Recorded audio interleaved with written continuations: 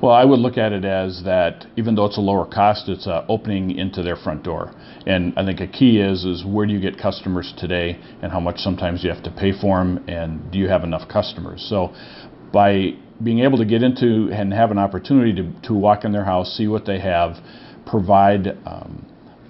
let's say a Google Mini at $49 or a Dot, they're able to start to integrate a few basic things with them, and all of a sudden they may say, hey, let's add some lighting to this, and let's do a thermostat. There may be other things, and over time you want to do is become their smart home expert or consultant. And when they see products that are advertised on a national ad or on TV, they want to be able to think about and saying, hey, I'd like to find out more about that. I'm going to call John my consultant, my integrator. It also allows people to be able to just get that email address and that name in their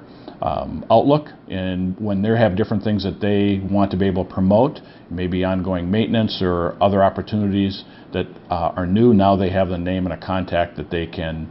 send out and do some email blasts to customers by just being able to get into the door, and they know more about them